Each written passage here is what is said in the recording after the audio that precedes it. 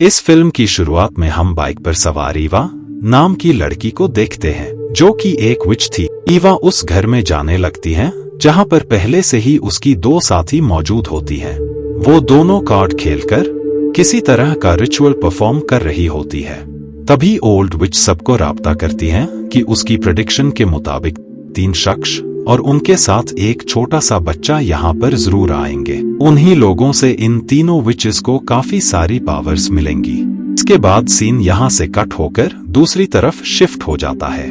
वहाँ पर 3 main characters को नोटिस करते हैं जिन्होंने अपनी बॉडी में अलग अलग तरह का पेंट किया होता है।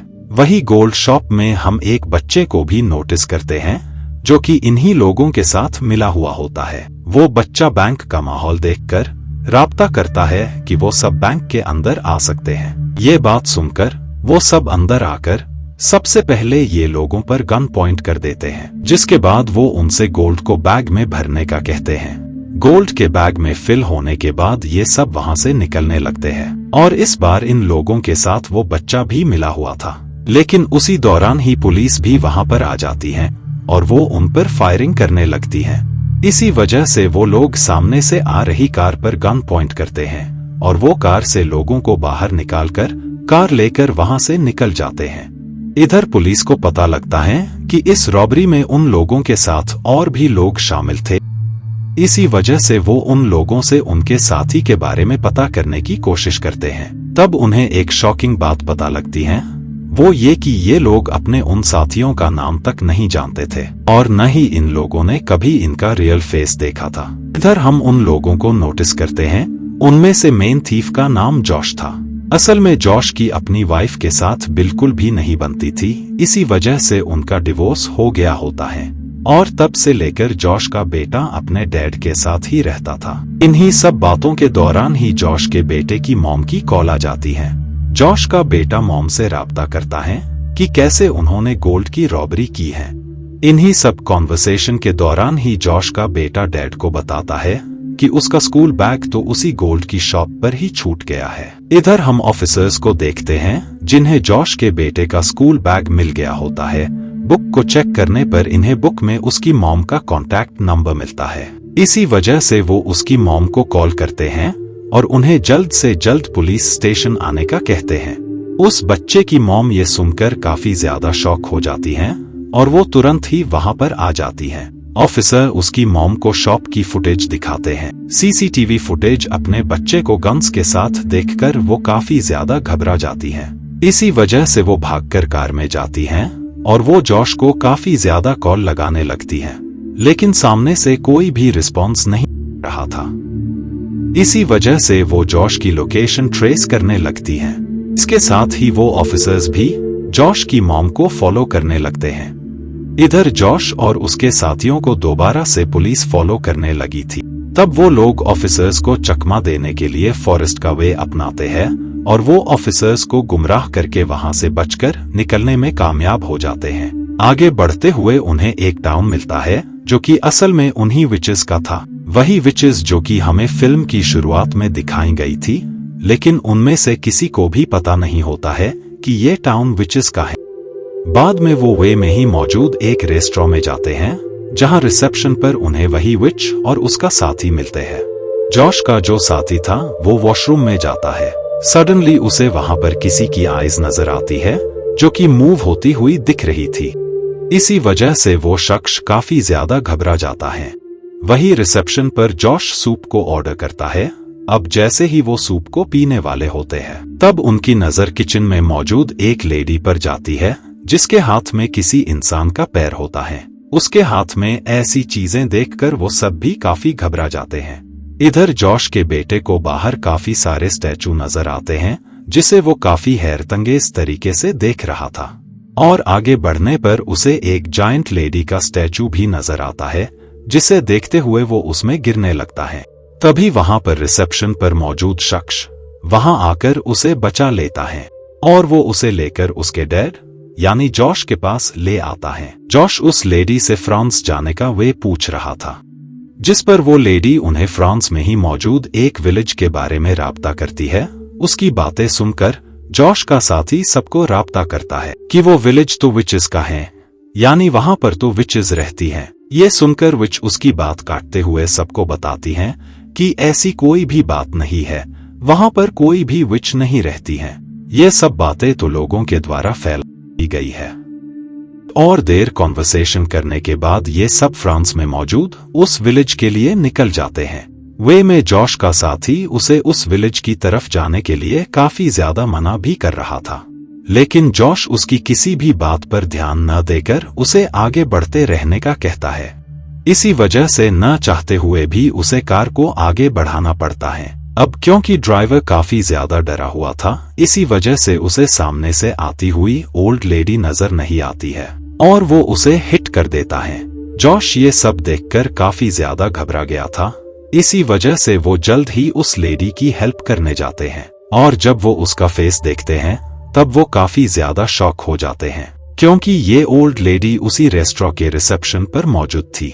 जो रेस्टोरेंट तो काफी ज्यादा पीछे रह गया था, लेकिन इतनी जल्दी इस लेडी का यहाँ पर आना बिल्कुल भी पॉसिबल नहीं था। इस बात से वो सब काफी ज्यादा घबरा गए होते हैं और वो जल्द से जल्द वहां से निकलने का डिसाइड करते हैं। उसी पल जॉश को उस ओल्ड लेडी के नेक पर अजीब सा लॉकेट नजर आता है।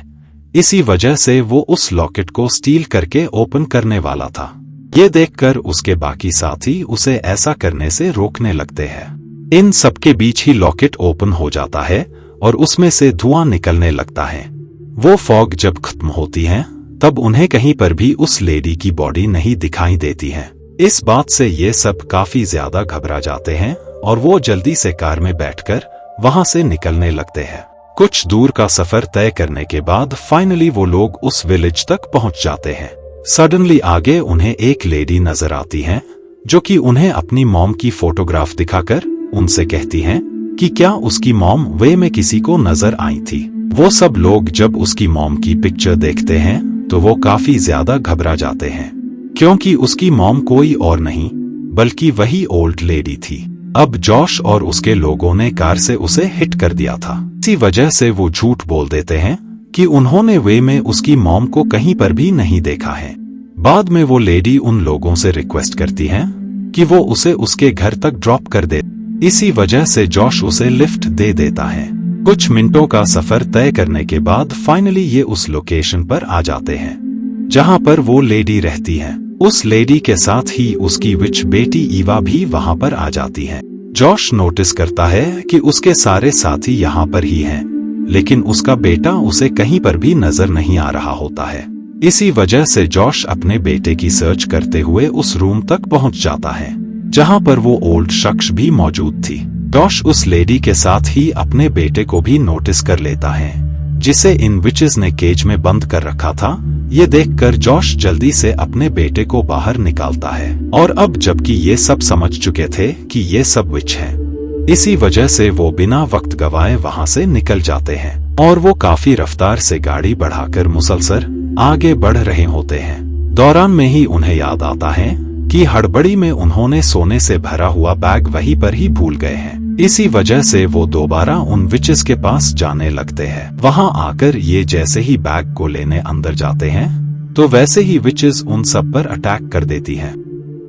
उन्हें देखकर जॉश का बेटा काफी ज्यादा घबरा जाता है और वो फॉरेस्ट की तरफ भागने लगता है।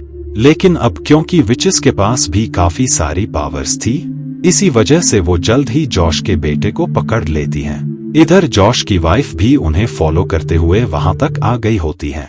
इसी वजह से वो रिसेप्शन पर मौजूद लेडी से अपने बेटे के बारे में पूछती है। तब वो ओल्ड लेडी उसे झूठ बोल देती है, उसने उसे बेटे को नहीं देखा है। बाद में जॉश की वाइफ वॉशरूम जाती है, तब उसे भी वहां पर वही आई नजर आती है, जिसे देखकर वो भी काफी ज्यादा घबरा जाती है। बाद में जब वो वहां पर जा रही होती हैं, तब ऑफिसर भी उसे फॉलो करते हुए यहाँ तक आ गए होते हैं, लेकिन तब तक डोर भी बंद हो चुका था। इसी वजह से ऑफिसर्स घर में जाने वाले और भी वे की सर्च करने लगते हैं। तब उन्हें घर के अंदर जाने वाला एक और डोर भी मिल जाता है। अंदर जाने पर उन्हें बहुत सारी विचेस नजर आने लगती है, जिन्होंने जॉश और उसके बाकी साथियों को पकड़ा होता है ताकि वो उन सबको अपना खाना बना सके। ऑफिसर ये सब देखकर उन्हें बचाने का डिसाइड करते हैं। इसी वजह से वो ऊपर से जंप लगा देते हैं, अचानक हुए इस इंसिडेंट से वहां पर अफरा तफरी मच जाती है और इन्हीं सब के दौरान जॉश और उसके साथी भी खुद को आजाद कर लेते हैं। लेकिन तभी विचेस जॉश की वाइफ को पकड़ लेती हैं और रिचुअल करके उसे भी विच में तब्दील कर देती हैं। इधर ईवा मौका देखकर जॉश को वहां से सेफली बाहर निकाल देती है क्योंकि वो उसे लाइक करती थी। लेकिन जॉश उससे जिद करता है कि वो उसके फ्रेंड्स को भी सेफली यहाँ पर ले आए। ये सुनकर ईवा को काफी ज्यादा गुस्सा आता है और उसके दिल में प्यार की जगह नफरत ले लेती है। इसी वजह से वो उस पर काफी ज्यादा अटैक्स करने लगती है और वो उसे नीचे गिरा देती है। बाद में जब जॉश वहां से निकलने का वे फाइंड कर रहा होता है तब उसे ईवा का भाई मिल जाता है। लेकिन अब क्योंकि वो नेक दिल का था इसी वजह से वो उसकी हेल्प करता है और वो उसे बताता है कि तुम्हारे बेटे को विचेस जायंट विच का खाना बनाने वाली है। अगर तुम्हारा बेटा जायंट विच के स्टमक से अलाइव बाहर निकलता है तो वो उसे अपना गॉड बना लेंगी। इधर सच में सारी विचेस ऐसा ही करती हैं। वो जॉश के बेटे को जायंट विच के पास ले जाती हैं। जायंट विच उस बच्चे को खा लेता है और उसके पेट से जॉश का बेटा बाहर आता है तो वो अलाइव था, यानी अब जॉश का बेटा इन सब विचेस का गॉड है। सडनली जायंट विच वहां पर जॉश को नोटिस कर लेती है, इसी वजह से वो उस पर अटैक करने वाली थी। लेकिन तब तक ईवा भी आ जाती है जो कि उस पर अटैक कर उसे मार देती है। इतनी ही देर में जॉश के बाकी साथी भी रिहा होकर उन विचेस पर अटैक कर देते हैं, जिसके बाद ये सब अपनी जान बचाकर उस विलेज से भागने लगते हैं। सीन यहाँ से कट होकर 1 महीने बाद का दिखाया जाता है जहाँ जॉश का बेटा अपनी मैजिक ट्रिक्स दिखा रहा था और वहीं पर हम उन विचेस को भी नोटिस करते हैं और मूवी यहीं पर एंड हो जाती है।